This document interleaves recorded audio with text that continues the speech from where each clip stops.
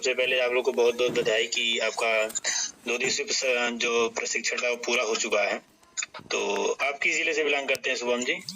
बरेली से बिलोंग करते हैं।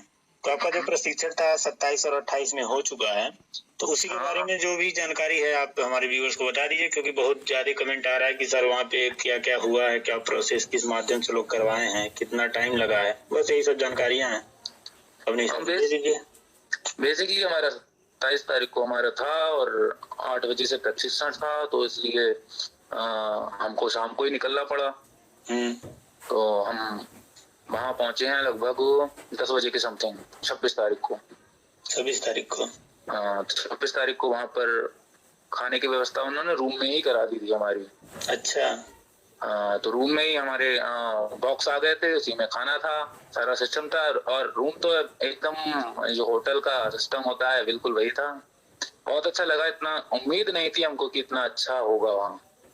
व्यवस्था तो बहुत अच्छा उन्होंने किया है। डेकोरेशन हम भी देखे हैं ऑफिस का भी, जहाँ पे ऑडिटोरियम हॉल है, फिर यहाँ पे टाइल्स बहुत मतलब ये है कि VIP जिस तरह से होते हैं। हाँ, एक ऑफिसर लेवल का स्वागत किया गया था, अच्छा था सारा कुछ। उसके बाद हम लोग सो गए थे और सुबह हमारा टाइम था शायद 8 बजे बुलाया था हमें, रजिस्ट्रेशन वगैरह किए थे, आई कार्ड और किट। जैसे आप बताए, जैसे 27 और 28 का आपका प्रशिक्षण था, तो आप 26 तारीख को ही 10 बजे पहुंच गए थे वहाँ पे? हाँ, क्योंकि हमें पहुंचना था वहाँ पर और रात में ही हम पहुंच गए थे 26 तारीख की शाम 8 बजे। अच्छा, एक दिन पहले आप पहुंच गए थे वहाँ पे परेड के? हाँ। चलिए, पहले व्यवस्था हम लोग कर ही दिए थे, मतलब एक आध दिन पहले लोग आ सकते हैं। हाँ। अच्छा, इतना हो जाएगा, क्योंकि एकदम से आदमी नहीं पहुंच पाएगा ना वहाँ। 8 बजे एंट्री है आपकी सुबह। हाँ, सही है। अच्छा, ये बताइए, जो वहाँ पे भाई लेडीज भी वहाँ पे गई होंगी ना, तो लेडीज का क्या व्यवस्था लोग किए थे वहाँ पे? लेडीज की व्यवस्था सबसे अच्छी थी वहाँ पर। जैसे ही आप रजिस्ट्रेशन कराएंगे, जहाँ आप जब गए थे तो वहाँ सबसे पहले आपके नाम लिखे गए थे, एंट्री हुई थी। उसके बाद सब लोगों को, पहले लड़कियों का रजिस्ट्रेशन किया गया था, उनको एक अपार्टमेंट में कर दिया। उसके बाद लड़कों का हुआ था, उनको दूसरे अपार्टमेंट में कर दिया था। अच्छा। जो लड़कियां हैं, मान लीजिए जो लड़कियां अकेली नहीं जा सकती हैं वहाँ पे, तो उनके मान लीजिए गार्जियन या भाई चले जाएं, तो उन लोगों के लिए रुकने कुछ व्यवस्था किए हैं कि नहीं? नहीं, व्यवस्था तो नहीं है। देखो, हम बताएं आपसे, कह दें कि आपकी व्यवस्था है, व्यवस्था नहीं है, क्योंकि कुछ लोग गए थे तो नहीं दिया था, जाने नहीं दिया था। ऐसा था, प्रेग्नेंट वगैरह दिक्कत है तब दिक्कत है। अब लेडीज की सुरक्षा की बात करें तो देखो, आप वहां से आओगे, ये तो सुरक्षा आपका मैनेजमेंट करेगा। उसके आने के बाद यहाँ पर जो इसका मैनेजमेंट है, ये सबसे अच्छे से कर रहा है और लड़कियों की सबसे ज्यादा सुरक्षा है। घर वाले ये न सोचे कि लड़की को कोई दिक्कत है, बहुत अच्छे से सब कुछ है मैनेजमेंट। मेरे पूछने का मतलब यह है कि जैसे मान लीजिए कि जो दूर जिले से लोग, जैसे यहाँ बस्ती से जाएंगे, तो बस्ती में अगर वो लोग पहुँचते हैं, या तो दिन में वो निकल जाए तो शाम तक पहुँच जाएंगे लखनऊ, नहीं तो मान लीजिए वो एक दिन पहले अगर 25 तारीख को लोग निकले हैं या फिर 26 तारीख। आपको बता रहे, जब हमारी टीम निकली है शाम को, तो 1-2 घंटे के बाद हमारी भोजीपुरा की टीम पहुंच गई है। अच्छा, आप लोग सभी एक साथ गए थे क्या वहाँ पे? हम बरेली के ब्लॉक बहेड़ी से गए थे।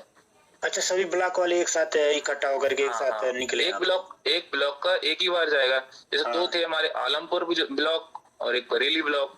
वो आलमपुर और बहेड़ी ब्लॉक बरेली से। अच्छा, तो सभी ब्लॉक वालों को सचिव भी थे आप लोगों के साथ? नहीं, ओनली सिर्फ ग्राम पंचायत साहब। मतलब यह है कि ग्रुप में आप लोग निकले हैं। ठीक तो है। अगर मान लीजिए घर वाले नहीं सहमत है जाने के लिए, तो अगर लड़कियां के लिए निकलने तो कोई प्रॉब्लम नहीं है, क्योंकि ग्रुप रहेगा पंचायत। पूरा आपका आसपास के गांव के होते हैं, सभी लोग सब जानते हैं एक दूसरे को। कोई दिक्कत नहीं होती है। नहीं, एक व्यूअर्स हैं बहुत कमेंट कर रहे थे कि हम अपने वाइफ को लेकर के जाना चाहते हैं, तो कैसे जाएं हम? नहीं, अगर वाइफ को प्रॉब्लम है तब जाए, नहीं तो अन्यथा आपको वहाँ रुकने की व्यवस्था नहीं होगी। अगर जाएंगे तो बाहर ही रुकना पड़ेगा उनको। क्योंकि इन लोगों की व्यवस्था करना थोड़ा कठिन हो जा रहा है ना, बच्चे काफी जा रहे हैं। 200 लोग, उनको भी सेटल करना होता है, खाना पीना सारा सब कुछ देखना होता है, उन्हें सारा मैनेजमेंट संभालना होता है। 2-4 लोग और एक्स्ट्रा हो जाएंगे तो उनको बहुत ज्यादा हो जाएगा ना। सही बात है। तो आपका जो प्रशिक्षण कब से स्टार्ट हुआ था? अगले दिन 27 तारीख को? 27 सुबह 8 बजे रजिस्ट्रेशन हुआ, किट बटी, आई कार्ड मिले, बस यहीं से प्रशिक्षण चालू था। कौन कौन सी चीजें थी? किट में हमारी एक हमारी बुक है पंचायत सहायक अकाउंटेंट डाटा एंट्री ऑपरेटर हेतु संदर्भ पुस्तिका, जो हमने शायद उस पर डाल दी है। हाँ, ग्रुप में पड़ा हुआ है। हाँ, ये हमने डाल दी है। और एक हमारी उसकी है कंप्यूटर की। कंप्यूटर में जो हमारा बेसिकली है, जैसे हमारा नोटपैड हो गया, वर्ड पैड हो गया, एक्सेल हो गया, इन चीजों में जो थोड़ा कट पेस्ट वगैरह जो ये चीजें आनी चाहिए, थोड़ी टाइपिंग आनी चाहिए, इसके बारे में थोड़ा सा है। अच्छा अच्छा, जो मैनुअली सबको आनी चाहिए। तो मेरे ख्याल से अगर जिसको नहीं भी आता है ना, तो वो थोड़ी ट्रेनिंग ले ले।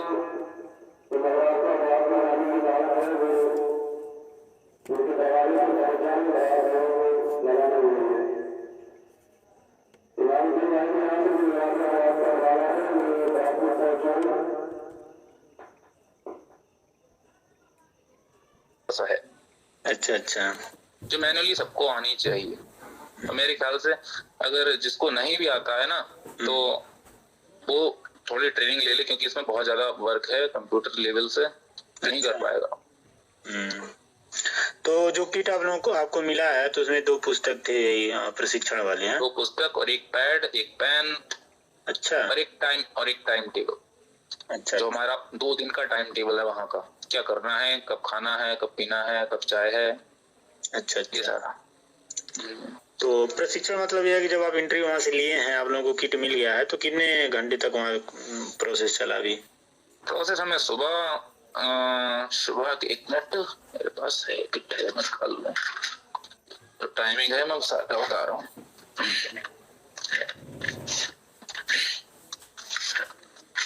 ये है आपका 9:30 हमारा पंजीकरण हुआ 10 बजे तक जी।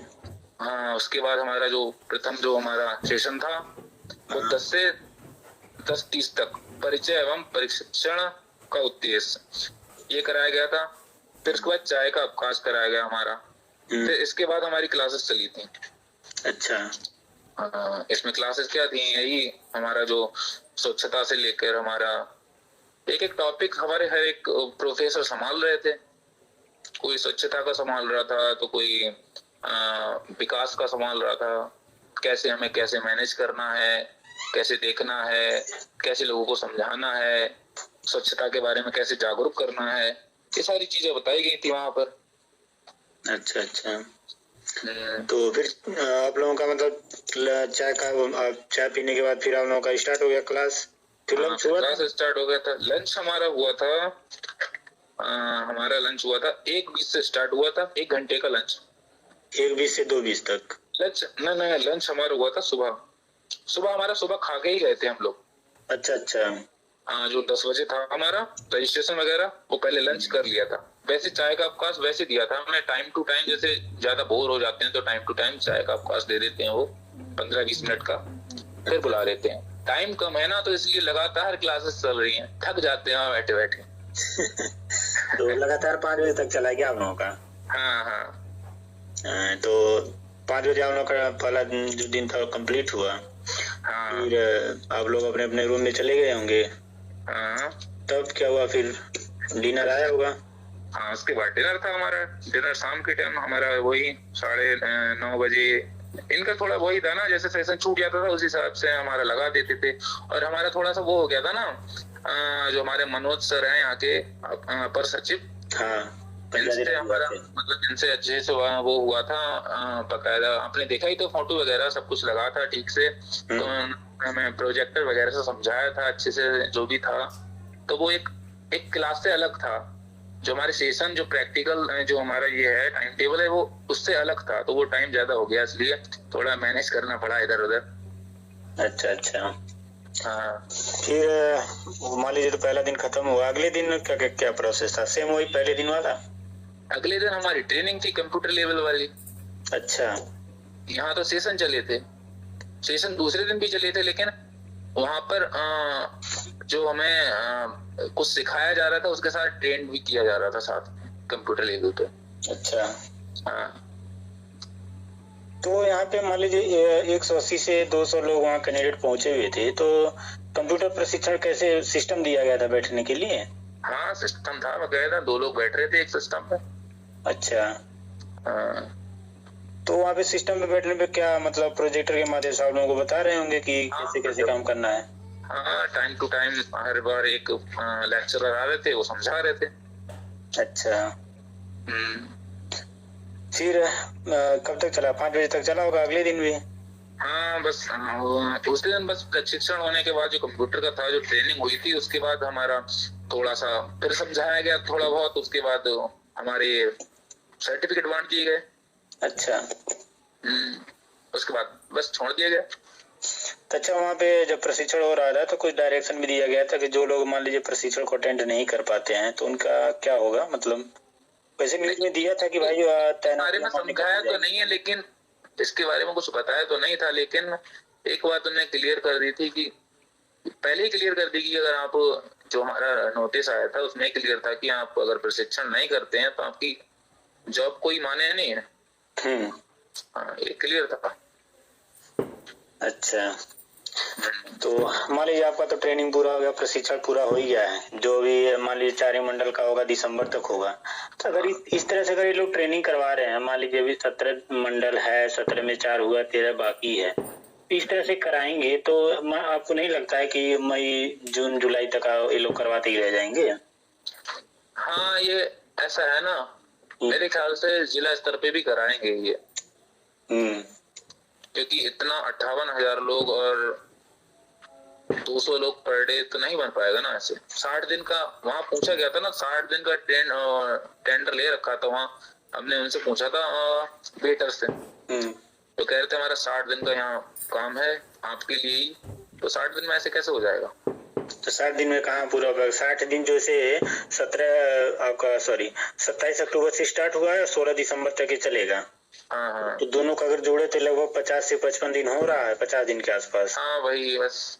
तो कहने का मतलब ये, तो कहने का मतलब मात्र 4 मंडल का वहाँ करवाएंगे क्या लोग, और अन्य जिलों का अपने जिले पे ही करवाएंगे? इसका मतलब यही है। कुछ चुनिंदा मंडल होंगे वो, बस वही आएंगे। अच्छा। तो आपका प्रशिक्षण पूरा हुआ, जिन लोगों का नहीं हुआ तो उन लोगों को कुछ जानकारी दे दीजिए कि भाई वो लोग भी अपना थोड़ा संतुष्टि बनाए रखे। जैसे ऑफिशियल नोटिस आएगा लखनऊ की तरफ से तुरंत आपको बताया ही जाएगा। हाँ, वो तो क्लियर कर ही जाएगा। ब्लॉक में ही हमारा क्लियर हो गया था कि वहाँ से सूचना मिल जाती है कि आपको जाना है, और जो लोग ना जा रहे हैं वो लोग जरूर जाएं। बहुत कुछ सीखने को मिलेगा, बहुत कुछ जानने को मिलेगा, और एक छोटी शुरुआत से ही एक बड़ी शुरुआत होती है, हमेशा याद रखें। नहीं, बहुत लोग इसमें जॉब करने से भी एक लोगों का कॉल आया था कि वो बता रहे थे कि सर हम प्राइवेट जॉब करते हैं, 10 से 15,000 रुपए कमा लेते हैं, और मेरा पंचायत सहायक में भी हो चुका है। मुझे समझ में नहीं आ रहा है कि पंचायत सहायक को छोड़ दूं कि प्राइवेट छोड़ दूं। नहीं, देखो, अगर आपका इंटरेस्ट है, अगर आपको वो पसंद आ रहा है तो वहां जाएं, छोड़े नहीं वो, आप वहां जाएं जो आपको इंटरेस्ट है। लेकिन अगर आप खाली हैं और तब इसको नहीं कर रहे हैं तब आप बहुत बड़ी गलती कर रहे हैं। अच्छा, मान लीजिए आप भी लगभग 2.5 या 3 महीने से अनुभव कर रहे होंगे कि बताया जाता है, जैसे नोटिफिकेशन में भी सभी चीजें थी कि ये मात्र 1 साल के लिए आपको रखा जाएगा, फिर आपका काम अच्छा रहा तो 1 साल और बढ़ा दिया जाएगा। तो आपके अनुसार क्या है कि मतलब इतना मेहनत अगर सरकार कर रही है, इतना पैसा खर्च कर रही है आप लोगों के ऊपर, तो सरकार आप लोगों को साल भर रखेगी कि आगे का भी हो सके आपका जो परमानेंट करने के कुछ मूड में है सरकार? ये मैंने टेलीग्राम पे भी लिख के भेजा था कि ये बहुत बड़ा प्लेटफॉर्म है ग्राम पंचायत का, और ये मेरे ख्याल से बहुत बड़ा काम भी है। अगर ये सक्सेस होता है तो बहुत अगले जाएगा। ये ऐसे नहीं छोड़ने वाले। सही है भाई, सरकार इतना खर्च कर रही है आप लोगों के ऊपर। हाँ, बिल्कुल। तो ये मात्र हमारी ट्रेनिंग करा रही है, सब कुछ कराएगी। तो अभी मान लीजिए कि जो भी चीजें होंगी पहले ज्वाइनिंग करा लिया जाए, फिर तो देखा ही जाएगा। अच्छा, रोजगार सेवक थे, इनकी भी 11 महीना के था, वो जो अनुबंध था 11 महीने का भी था। आज देखो, ठीक है, सब कुछ बढ़िया है, ऐसे हमारा होने वाला है। वही हम कह रहे हैं। अच्छा, जो प्रधानों का जो मुद्दा है, कुछ प्रधान जो हैं, फतेहपुर की न्यूज बार बार निकल के आ रही है कि लोग लखनऊ में धरना देंगे कि पंचायत सहायकों का वेतन और जो शौचालय केयर टेकर है उनका जो मानदेय का वेतन है वो ग्राम विकास निधि से दिया जाएगा। तो इसी को लेकर के लोग धरना प्रदर्शन में है। हालांकि वहाँ के जो फतेहपुर के DPR है उन्होंने बताया हुआ है कि जो प्रधानों का जो संगठन है अवैध है और वैधानिक नहीं है वह। ये तो ऊपर से निर्णय लिया जाएगा, ये लोग कुछ नहीं कर सकते, धरना चाहे कितना भी दे दें। जैसा हम ये कह रहे हैं कि मान लीजिए ग्राम विकास निधि में जो पैसा आता भी है तो सरकार ही तो डालती है उसमें फंड के रूप में ग्राम विकास के लिए। तो दिक्कत नहीं होना चाहिए, मगर पता नहीं इन लोगों को क्या लगा हुआ है कि अब इसमें ये है ना, पारदर्शिता के बारे में बताया गया है कि जितना भी जो आएगा सबके सामने ट्रांसपेरेंट रहेगा, सबको दिखेगा कितना आया है। अब ग्राम सभा के ऊपर ये वो कर दिया है सारा काम कि आपको 60 दिन के अंदर एक ग्राम सभा बिठानी पड़ेगी और वोटर का 1/5 आपको इकट्ठा करना पड़ेगा। 15 दिन पहले ही सूचना दे दी जाएगी कि आपको सभा लगानी है। प्रधान बताएंगे और जो ग्राम पंचायत सदस्य हैं वो चाहे चस्पा करके लोगों को बताएं, चाहे अनाउंस करके करवाएं, जैसे कराएं। कि आपको 15 दिन पहले बताना है, उसके बाद सभा लगेगी, सभा में वोटिंग होगी, कौन सा काम हमें कराना चाहिए। अच्छा, वो होगा। अच्छा, एक बहुत लोगों का कमेंट होता है कि सर हमें क्या प्रधान के नीचे काम करना पड़ेगा, मतलब नहीं, ये तो करना ही पड़ेगा। देखो, वो जनमत से चुना हुआ प्रधान होता है।